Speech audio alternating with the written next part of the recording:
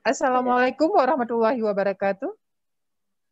Apa kabar sahabat edukasi dimanapun Anda berada? Semoga selalu dalam keadaan sehat dan tetap semangat. Bersama saya Kusuma Dewi dari tim promosi kesehatan Rumah Sakit Umum Dr. Zainal Abidin Banda Aceh. Sebagaimana biasanya akan hadir bersama Anda dalam acara Tanya Kesehatan, di mana pada acara ini kita akan berbincang-bincang seputar kesehatan, penyakit, tata cara penanganannya. Pada kesempatan ini, kita telah mengundang narasumber kita yaitu Dr. Mira, SPKFR. Beliau adalah dokter spesialis kedokteran fisik dan rehabilitasi. Beliau bertugas di Rumah Sakit Umum Dr. Zainal Abidin. Nah, pada hari ini kita akan berbincang-bincang tentang jenis-jenis layanan rehab medik untuk mengembalikan fungsi tubuh. Nah, untuk mempersingkat waktu, mari kita persilakan kepada narasumber kita untuk menjelaskan tentang layanan-layanan yang ada di Rumah Sakit Umum Dr. Zainal Abidin Banda Aceh. Assalamualaikum, dokter. Waalaikumsalam warahmatullahi wabarakatuh. Apa kabar, dok? Dewi. Sehat? Alhamdulillah sehat walafiat. Ya, alhamdulillah. Teman-teman PKRS gimana? Sehat? Alhamdulillah, dok, masih dalam keadaan sehat semuanya. Amin, Baik, amin. dok, pada kesempatan hari ini kita akan berbincang-bincang sedikit tentang jenis-jenis layanan rehab medik yang ada di Rumah Sakit Umum Dr. Zainal Abidin, dok. Nah, dengan adanya layanan rehab medik, insya Allah bisa mengembalikan fungsi tubuh dengan sempurna kembali. Baik, dok, yang pertama yang ingin saya tanyakan kepada dokter, apa sih itu layanan rehab medik, dok? Oke, terima kasih atas pertanyaannya. Apa itu yang dimaksud dengan layanan rehab medik? Ya, layanan rehab medik sekarang ada bahasa baru yang disebut dengan kedokteran fisik dan rehabilitasi. Tapi memang awam masih lebih mengerti dengan rehabilitasi medik, ya, di mana layanan rehabilitasi medik itu adalah suatu layanan medis untuk meningkatkan kemampuan fungsional seseorang itu sesuai dengan potensi ataupun kemampuan yang masih dimiliki oleh seseorang tersebut apabila seseorang itu sudah mengalami gangguan fungsi. Dan layanan ini juga bisa untuk mencegah atau mengurangi terjadinya kecacatan sehingga dia akan meningkatkan kualitas hidup atau paling tidak dia mempertahankan kualitas hidup, ya, sesuai dengan potensi yang masih dimiliki oleh si pasien itu, ya. Tentu saja semua sesuai dengan gangguan fungsi yang dideritanya. Nah, itu dia disebut dengan layanan rehab medik. Dan layanan rehabilitasi medik ini sekarang dikomandoi oleh dokter rehab medik atau disebut sekarang dokter SPKFR, spesialis kedokteran fisik dan rehabilitasi. Begitu, Kak. Baik, dokter. Pada kondisi bagaimana tuh, dok, yang harus kita lakukan rehab medik? Ini perannya berarti ya, peran. Layanan rehabilitasi medik ya. Oke. Ini kan tadi kita bicarakan pasien-pasien yang mendapatkan layanan rehabilitasi adalah pasien-pasien yang sudah mengalami gangguan fisik, ya. Walaupun sebenarnya kita bisa masuk dari fase untuk pencegahan sebelum gangguan fisik itu lebih berat terjadi, ya. Jenis-jenis gangguan fisik apa saja yang bisa ditangani oleh layanan rehabilitasi medik ini, ya. Banyak banget, hampir seluruh bidang kita berkecimpung di dalamnya, berperan di dalamnya. Misalnya saja pada gangguan fungsi komunikasi, ya. Gangguan fungsi komunikasi contohnya gangguan berbicara ataupun keterlambatan bicara pada anak-anak, ya. Kemudian gangguan fungsi mobilitas, ya, mobilitas ataupun gerak. Itu sering terjadi pada pasien stroke, ya, atau pasien cerebral palsy anak-anak yang pada usia tertentu mungkin belum bisa duduk, belum bisa berjalan, ya. Kemudian ada lagi gangguan fungsi makan, minum.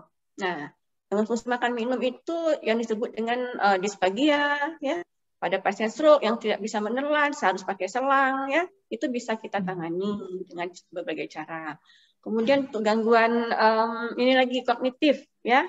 Gangguan kognitif ini biasa kita nanti bekerja sama juga dengan teman spesialis anak, teman-teman tim rehab medik yang psikolog, ya. Mungkin ada gangguan kesulitan belajar, ya, learning disability, baik yang spesifik ataupun tidak spesifik. Kemudian ada juga disebut dengan gangguan tumbuh kembang. Ini khas pada pasien-pasien misalnya Down syndrome, ya, pasien cerebral palsy, di mana dengan umur tertentu dia belum bisa mencapai tumbuh kembang yang sesuai dengan umurnya, yang disebabkan karena mungkin faktor-faktor pada saat hamil si ibu atau pada saat sesudah melahirkan atau yang lainnya. Ya. Berarti itu Kemudian khusus pada anak-anak ya, Dok? Untuk yang tumbuh kembang ya pada anak-anak ya. Karena kalau Down yang dewasa kayak syndrome nggak tumbuh contohnya lagi, ya, Dok? nggak kembang lagi. Kenapa? Down syndrome juga khususnya pada anak-anak ya, Dok? Ya, lebih sering yang datang kita sudah pasien anak-anak. Kalau sudah Down syndrome-nya sudah dewasa, mungkin kita lebih untuk memaksimalkan potensi yang dimilikinya untuk mengajarkan activity daily living, ya, untuk aktivitas sehari-harinya. Jadi dia bisa mandiri.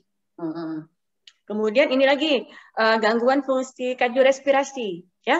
Kardiorespirasi misalnya pada pasien gangguan fungsi jantung ataupun paru. Nah, kita itu banyak, apalagi pada zaman COVID ini ya, dikonsultasi dengan pasien gangguan fungsi paru. Nah, ada pasien dengan sesak, pasien dengan gangguan pernafasan yang karena pneumonia, ya.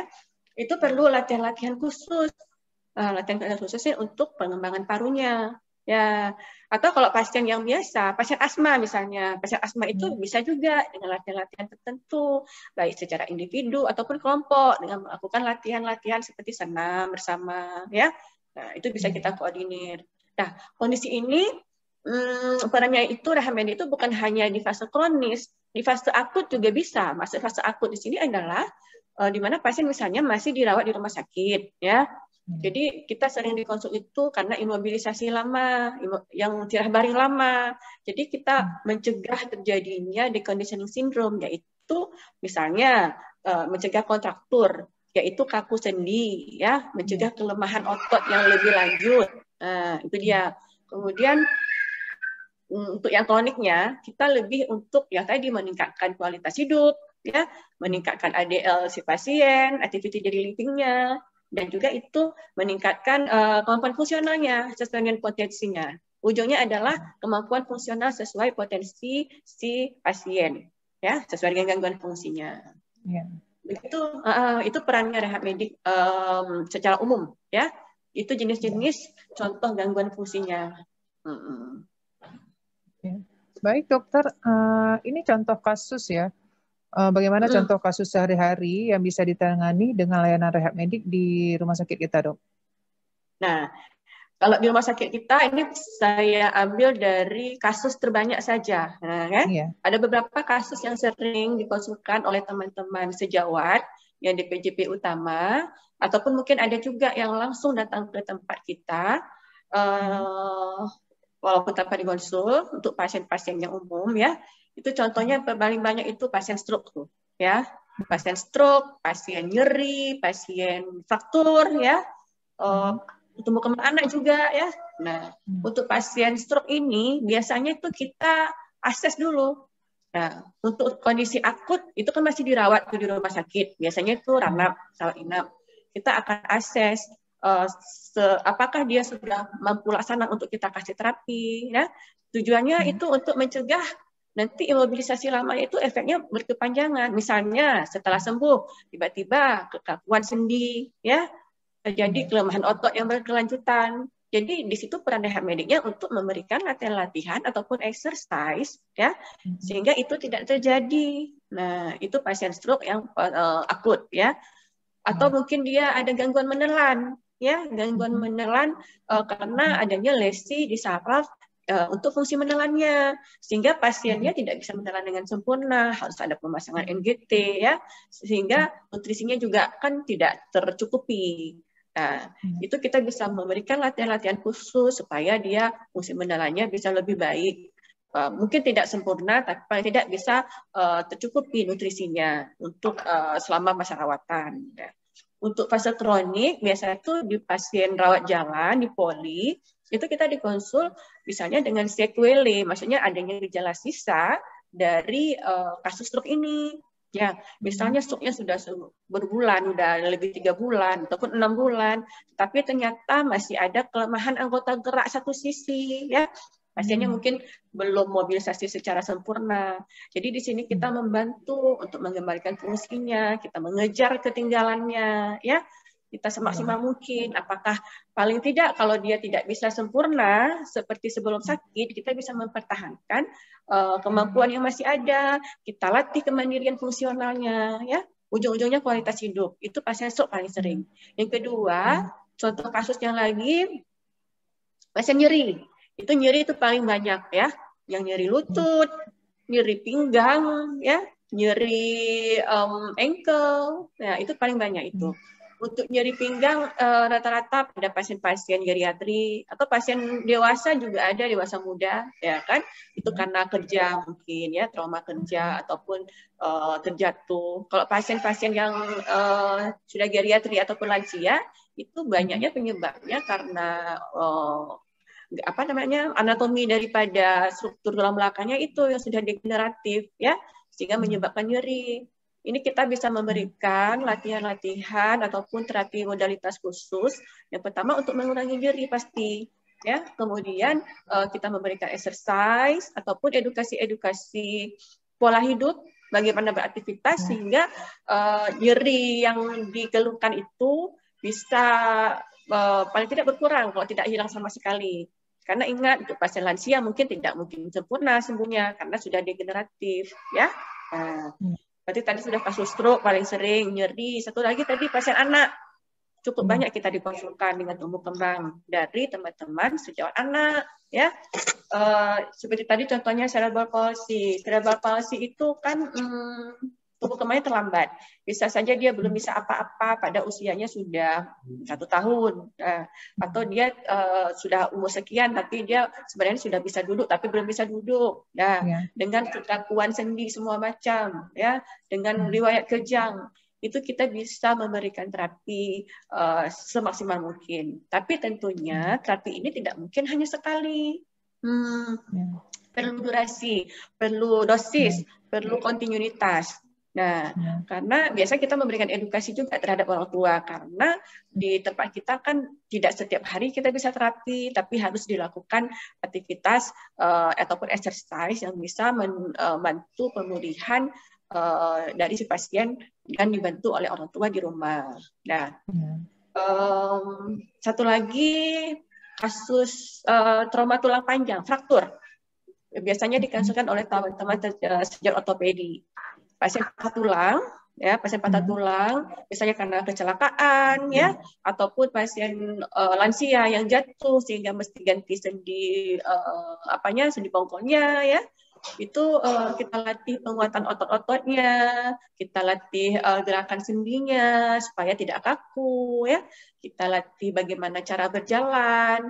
Biasanya itu kita bantu dengan memberikan walking aid, alat bantu jalan, ya. Alat bantu jalan ini bisa tergantung kondisi si pasien, bisa berupa tongkat ketiak, ya, bisa berupa walker, ya, atau mungkin hanya pelukin yang tongkat satu, ya. Atau mungkin kalau memang dia tidak mungkin lagi memakai alat bantu tersebut, kita bisa membantu dengan memberikan kursi roda.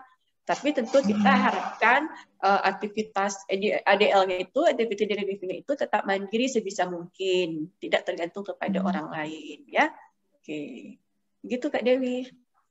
Baik dokter, berarti ada 3 bagian yang bagian umum atau bagian terbesar, yaitu pasien stroke, nyeri, dan pasien anak gitu ya dok, yang sering ditangani di rehab medik. Jadi berarti perlu kerjasama antara dokter dan keluarga juga di rumah agar pengobatannya bisa maksimal ya dok. Baik dok, selanjutnya bagaimana cara dokter rehabilitasi medik bekerjasama dengan dokter spesialis lain? Oh ya, itu seperti ada hubungannya seperti yang saya sebutkan tadi. Banyak kita pasien-pasien yang datang ke rehab medik itu dikonsulkan dari teman-teman sejawat lain, spesialis lain. Misalnya tadi spesialis anak mengonsulkan kondisi anak dengan gangguan fungsi tumbuh kembang, ya. Di situ kita berkoordinasi, bisa dengan berdiskusi secara langsung ataupun saling mengirim konsultasi ataupun melakukan joint conference, ya, itu pada pasien rawat inap biasanya kalau joint conference. Tapi pasien poli juga sekali-sekali kita bisa mengadakannya. Nah, kemudian pada pasien yang untuk pasien ortopedi, untuk kita biasanya bekerja sama dengan teman-teman spesialis ortopedi pada kasus-kasus fraktur. Nah, seperti yang saya sebutkan tadi, dia kalau pasiennya datang dari teman sejawat ortopedi, kita biasanya diminta untuk pemberian tongkat, ya, latihan-latihan lebih lanjut untuk mencegah terjadinya kekakuan sendi ataupun mengurangi nyeri, ya, latihannya supaya pasien bisa berjalan secara mandiri. Jadi kita akan memberikan feedback kepada teman sejawat ortopedi apa yang kita lakukan, apa yang kita berikan. Bahkan kadang-kadang kita kalau pasiennya langsung datang ke kita, apabila kita perlu tindakan lanjut dari ortopedi, kita juga akan mengkonsulkan kembali ke teman-teman DPJP utamanya. Jadi kita saling berkoordinasi. Demikian juga dengan teman-teman sejawat yang lain. Untuk pasien paru, sekarang lagi banyak dikonsul pasien COVID. Ada yang masih dalam status COVID ataupun recovery, ya, yang post-COVID. Itu banyak dari rawat inap terutama. Itu kita saling bekerja sama, saling diskusi, saling bertukar pikiran untuk supaya si pasien ini bisa mencapai kondisi gangguan fungsi yang kardiorespirasinya itu bisa membaik, ya, sehingga nanti dia bisa mandiri. Jadi tapi ini selain dengan teman-teman sejawat lain, kita juga itu kan interdisiplin. Di dalam rehab medik ini sendiri kita mempunyai tim. Jadi tim rehab medik itu terdiri dari beberapa profesi, di mana kaptennya itu adalah dokter SPKFR, spesialis kedokteran fisik dan rehabilitasi. Jadi setelah mendapat konsul dari teman-teman sejawat spesialis lain, biasanya nanti akan diakses, akan diperiksa oleh SPKFR. Di situ ditegakkan apakah diagnosa fungsionalnya, apakah diagnosa mediknya, ya.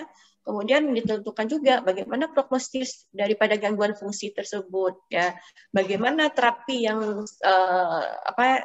yang mampu laksana, yang bisa diberikan kepada si pasien. Bagaimana cara kita evaluasinya, itu nanti dibuat programnya oleh dokter SPKFR. Kemudian bersama-sama, tergantung dengan kasusnya, kita berkolaborasi dengan tim yang lain. Misalnya siapa? Fisioterapis. Kita di sini punya fisioterapis, ya, di layanan rehab medik, ya, di SUZA. Kemudian kita punya okupasi terapis. Kita juga punya terapis bicara. Kita punya namanya ortotis prostetis. Kemudian kita punya perawat rehab medisnya yang sudah mengerti mengenai rehab medik secara dasar. Kemudian kita punya psikolog, ya. Kemudian yang terakhir ada PSM. PSM itu pekerja sosial mandiri. Jadi semua tim ini dia mempunyai peran masing-masing. Di mana misalnya untuk fisioterapis, contohnya tadi yang paling banyak kasus stroke, ya, Kak, ya.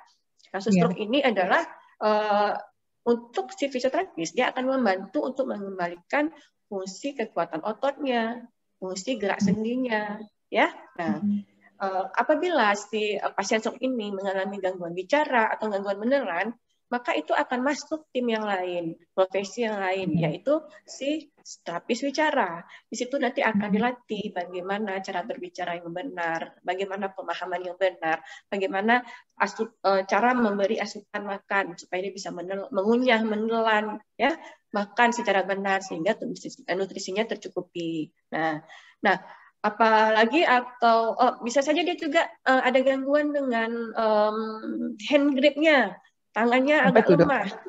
Hand grip itu maksudnya dia sulit untuk memegang benda kecil, ya. Dia nggak bisa pegang piring, susah untuk makan dengan tangan. Padahal dia sudah kuat, tapi dia tidak secara presisi, ya. Tidak bisa memegang gelas. Itu bisa dibantu oleh okupasi terapis, ya. Okupasi terapis ini lebih ke activity daily living-nya, ya. Apa yang dikerjakan sehari-hari si pasien, ya. Nah, jadi dia membantu sehingga pasiennya mandiri untuk misalnya bisa pakai baju sendiri, buka baju sendiri, walaupun dengan kelemahan otot tangan satu sisi, ya, bisa ke kamar mandi sendiri. Nah, itu akan dibantu oleh okupasi terapis, ya. Itu pasien stroke. Kalau untuk pasien fraktur misalnya, pasien fraktur itu juga selain fisioterapis masuk, juga bisa dibantu oleh ortotis prostetis. Apa itu ortotis prostetis? Dia adalah profesi yang membantu untuk bagaimana ini si pasiennya itu bisa mendapatkan alat bantu yang cocok, yang sesuai. Ya, dia bekerja sama dengan dokter SPKFR untuk mengaksesnya. Misalnya, oh si bapak ini ternyata perlu pasiennya fraktur, patah tulang, tongkatnya jenis apa? Nah, oh tongkat ketiak. Jadi nanti tim ortotis protetis ini atau kita sebut OP akan mendesain ataupun akan mengukur tongkat ketiaknya setinggi apa, posisinya bagaimana, cara jalannya bagaimana, cara menggunakannya bagaimana, ya itu ortotis protetis yang bekerja. Nah, kemudian ortotis protetis ini juga bisa membantu kita untuk memberikan korset ya. Nah, pada pasien-pasien yang nyeri pinggang misalnya sehingga memerlukan untuk pemakaian korset secara rutin ya, rehab medik akan memberikan jenis korset yang sesuai dengan tingkat lesi yang diderita oleh pasien, dan ini dibantu oleh tim profesi ortotis protetis.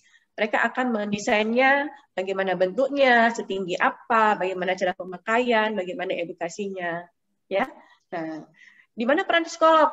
Psikolog ini biasanya berperan satu untuk pasien-pasien dengan kondisi yang sudah kronis, jadi supaya tidak depresi, ya. Itu pasien-pasien stroke itu banyak. Kemudian kalau pasien anak-anak itu bisa untuk mengakses bagaimana tingkat intelijensianya, ya. Itu dibantu kita oleh psikolog sehingga kita bisa menyesuaikan latihan-latihan yang kita bisa kasih atau yang kita bisa berikan untuk si anak tersebut sehingga dia bisa mandiri. Nah, dan juga bisa membantu untuk anak-anak yang ada gangguan behavior, gangguan tingkah laku, ya, pasien ADHD, ya, ataupun pasien dengan kesulitan belajar, itu kita sangat dibantu oleh profesi psikolognya, ya. Untuk perawat, tadi saya sebutkan ada perawat rehab medik, itu membantu untuk asuhan keperawatan. Asuhan keperawatan ini untuk yang dasar, membantu kita untuk memeriksa hemodinamik pasien, ya, sebelum kita memberikan latihan ataupun terapi khusus. Nah, yang terakhir adalah PSM, pekerja sosial medik. Ini biasanya lebih komprehensif. Contohnya pada pasien stroke yang tidak bisa berjalan sehingga memerlukan kursi roda misalnya, ya kan? Dia betul-betul lumpuh sebelah. Dia akan mengakses apakah rumahnya itu cocok untuk kursi roda. Kalau tidak cocok, dia harus mengkondisikan rumahnya itu bisa masuk kursi roda, ya, tidak terhalang, pasiennya mandiri. Nah, itu dia fungsi tim rehab medik yang diberikan secara boleh individu ataupun kelompok secara komprehensif. Oke. Komplit ya dok, berarti timnya ya? Oh iya, makanya sini luas, komprehensif. Insya Allah kalau sudah ke ZA kita akan mendapatkan rehabilitasi secara optimal karena timnya lengkap. Iya. Bukan hanya dokter atau terapis saja. Oke. Iya.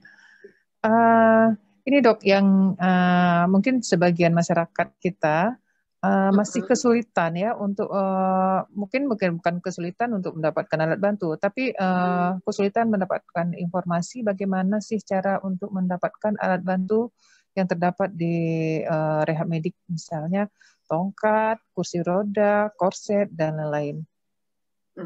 Oke. Yang pertama adalah dia banyak jalur. Bisa misalnya dia melalui, kalau dia punya asuransi atau BPJS, dia harus melalui poli utama. Contohnya ortopedi ataupun dari polineuro bisa, ya. Nanti mereka dengan diagnosa tertentu akan mengkonsulkan ke kita untuk mendapatkan alat tersebut, ya, tergantung kondisinya. Kita akan mengakses jenis alatnya yang bagaimana, ukurannya yang bagaimana, dan kita akan mengedukasi bagaimana cara pemakaian, ya, sehingga alat yang kita berikan itu memberi manfaat, jangan hanya sekedar pakai, ya. Itu kalau punya dari BEP asuransi. Tapi kalau pasien umum juga bisa, Kak, dari eksekutif.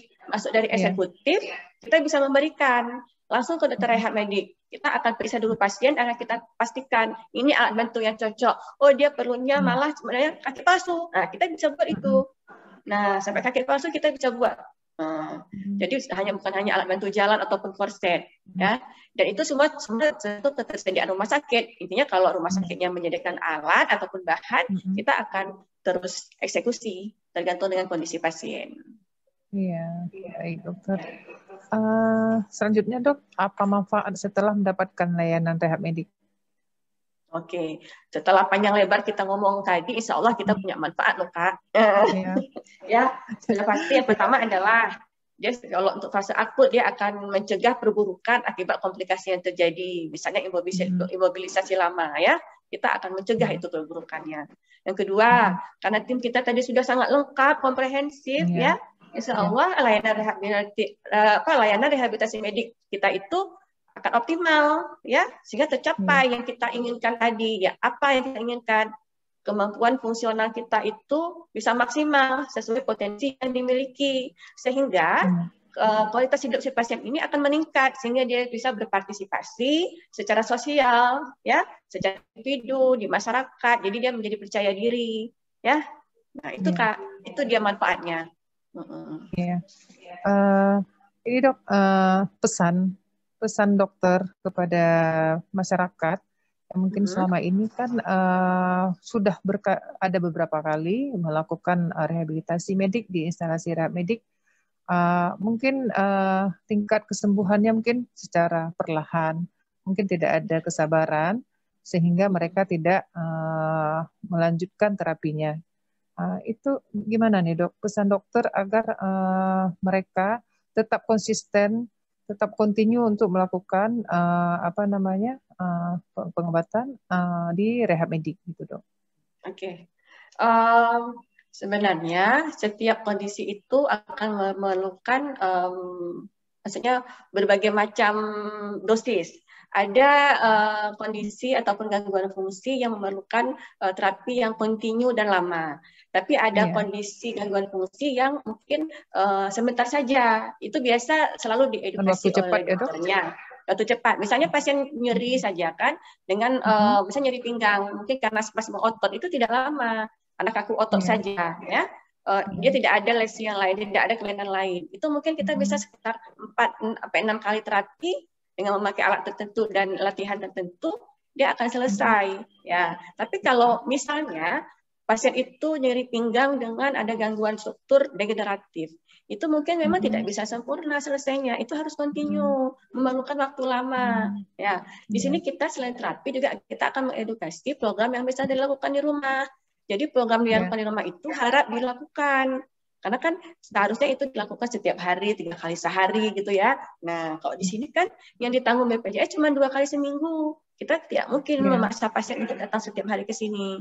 Nah, jadi itu dia ada kondisi yang memang harus kontinu tuh Kak. Pasien anak-anak juga tuh dengan cerebral palsy itu harus kontinu, memang harus sabar ya. Kita harus sabar, yang penting kita usaha, tawakal, berdoa, hasilnya tetap sama Allah. Namanya kita dokter Kak ya, kita terapis, kita tenaga kesehatan, kita berpanjangan tangan kan ya, kita usaha segala macam. Nah, tetap hasilnya, tapi kan kita ikhtiar yang penting. Usaha, doa. Usaha, doa. Ya sabar aja. Semua tergantung kondisi. Ada yang cepat, ada yang lama. Berarti tergantung kasusnya ya, Dok? Ya, tergantung kasus. Nanti kalau memang ada tidak yakin, kekurangan informasi, silakan ditanyakan langsung ke kami. Kita insya Allah akan menjelaskannya sedetail mungkin bagaimana proses penyembuhan si pasien. Bagaimana progresnya. Selanjutnya Dok, apakah layanan rehab medik ini bisa dilakukan di rumah? Maksudnya ada tim dari instalasi rehab medik, apakah bisa kalau kita memanggil ke rumah begitu untuk melakukannya di rumah? Mungkin kan ada keterbatasan, kadang-kadang tidak ada transportasi atau keterbatasan lainnya. Apakah bisa kita melakukan pemanggilan ke rumah gitu Dok? Oh itu home care disebut ya? Iya, home care ya.